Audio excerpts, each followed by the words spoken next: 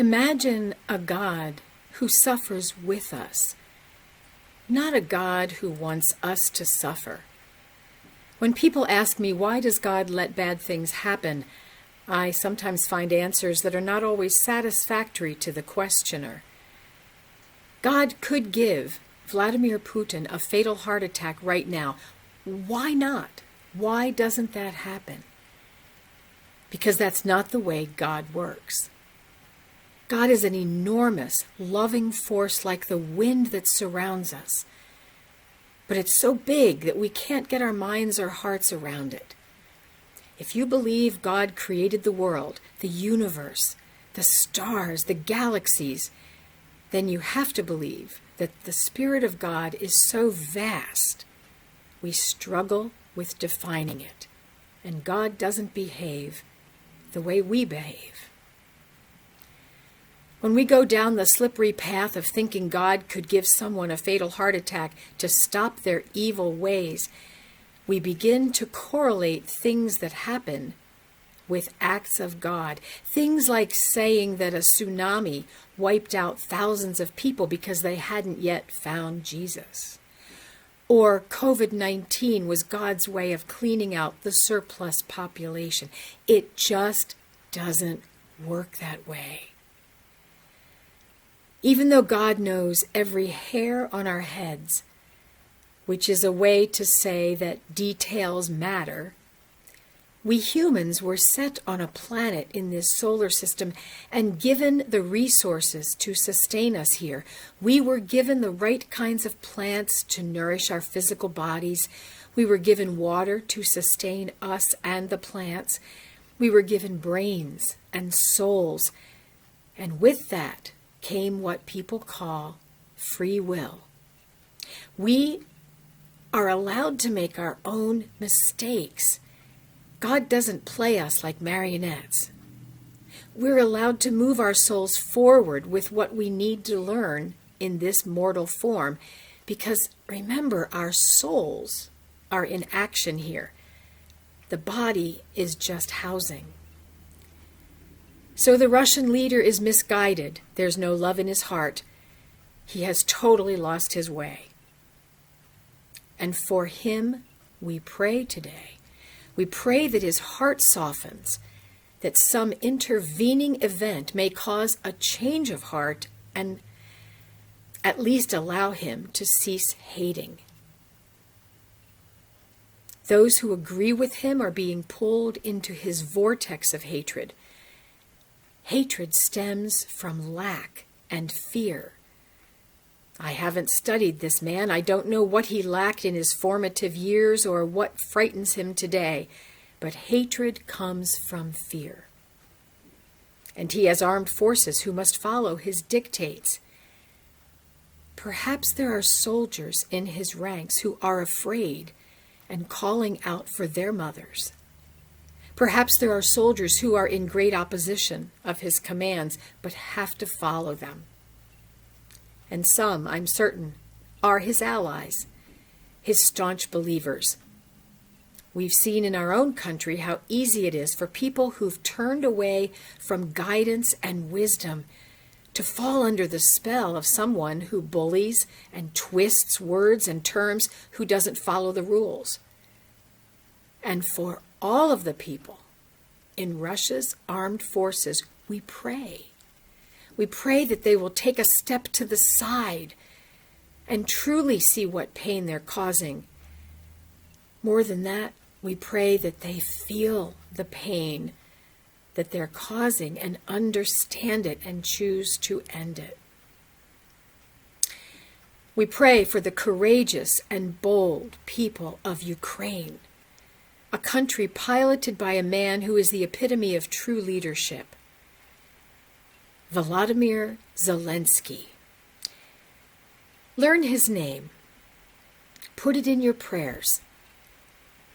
We so often learn the names of people who are the shooters in a violent school invasion, but we forget the names of the children killed. You knew the name of Russia's leader long before this week, but probably had no reason to learn the name of Volodymyr Zelensky. Let's change that now by championing the courageous people, the bold people, the people who are upholding the contract with God of fighting for justice. Vladimir Zelensky, we pray that you and your family will be safe in your journey into danger. I'll share with you a few words of greatness from two well-known men.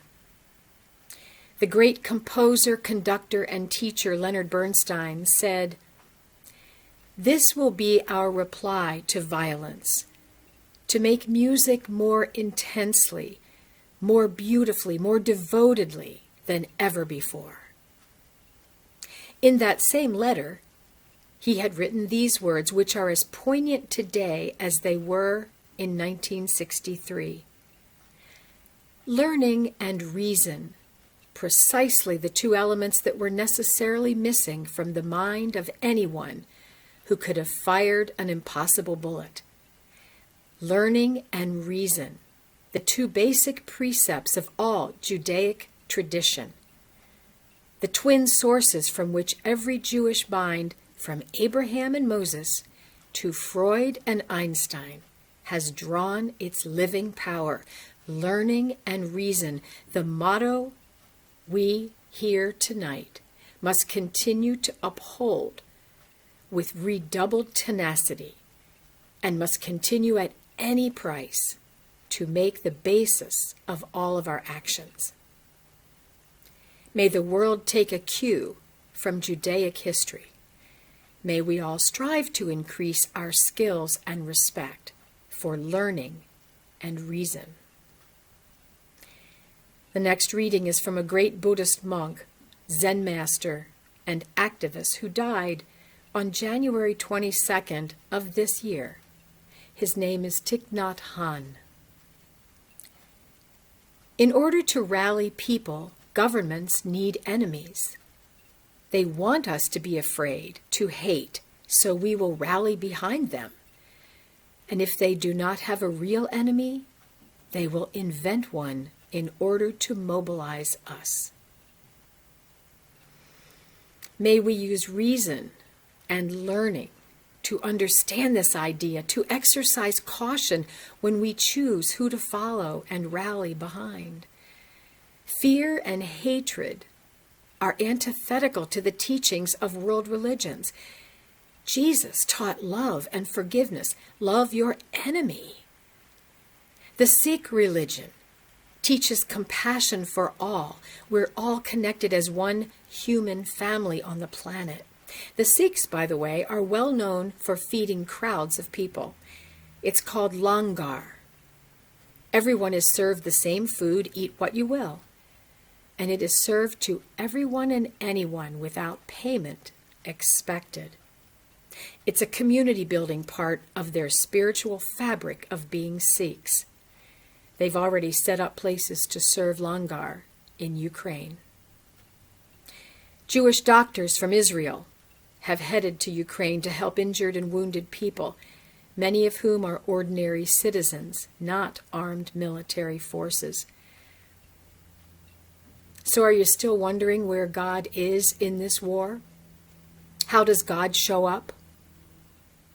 On this first Sunday of Lent, when Christian people everywhere are denying themselves a little something, to emulate the suffering of Jesus' last days, that's the purpose of Lent. On this day, when Ukrainian Orthodox Christians cannot attend their church because of fear, where is God? I just gave you a list. Through us, with prayers unceasing.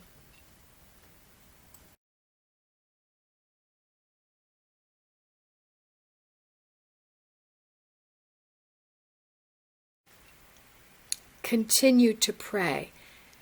Pray for all of the people involved, that peace can shine through the dark clouds of war. Where is God? In the arts.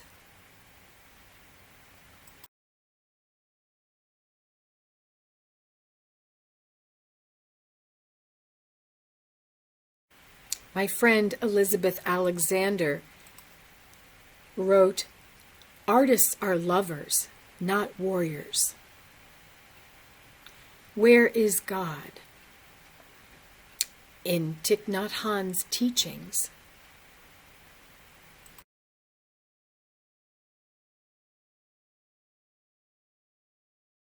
Fear and hatred are terrible bedfellows. Where is God?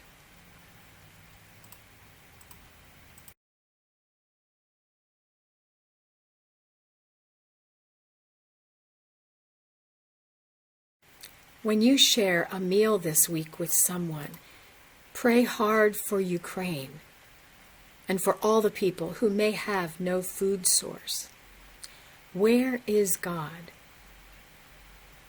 In Jewish doctors' hands and hearts.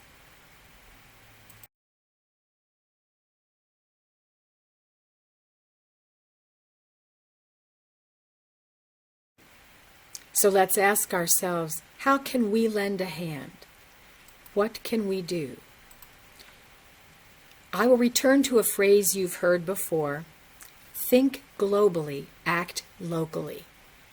If we cannot give direct aid to the Ukrainian people, give aid right here to someone who is suffering badly. Today, this week, make a commitment.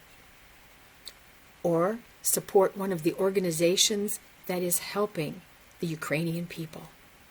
They're all over the internet right now. The world is not set up with a cause and effect system of God meting out punishment and rewards. We have a lot of choices in our lives. Some of them result in larger hearts and energy to continue on. Some result in people creating hell on earth, as the Russian government is doing. Let us continue to keep our hearts open and our courage strong. For our contemplation, I will read to you the lyrics of a John Denver song. It is so relevant on this very day. May God bless us all. I am the son of a grassland farmer, western Oklahoma, 1943. I always felt grateful to live in the land of the free. I gave up my father to South Korea, the mind of my brother to Vietnam. Now there's a banker who says I must give up my land.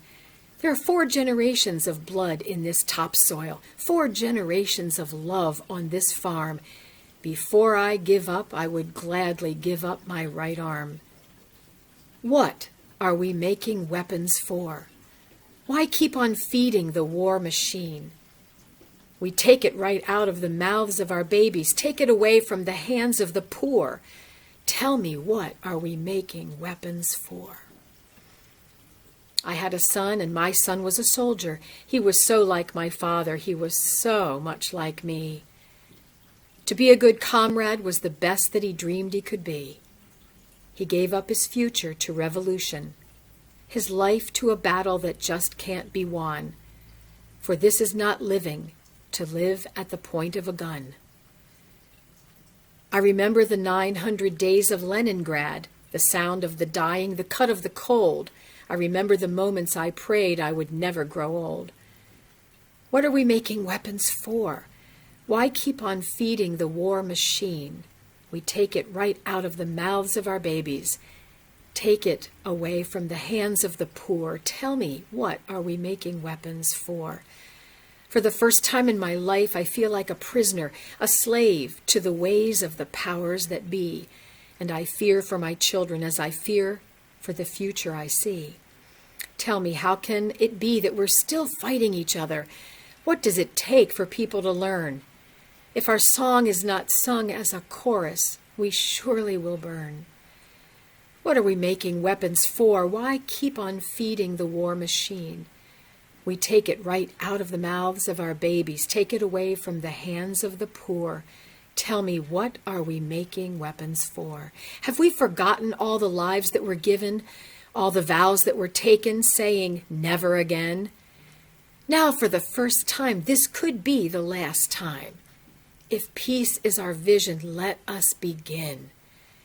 Have we forgotten all the lives that were given, all the vows that were taken, saying never again? Now, for the first time, this could be the last time. If peace is our vision, let us begin. Our music selection is John Denver and Alexander Grodsky, a Russian poet, rock singer, and composer, singing the words I just read. God bless us all.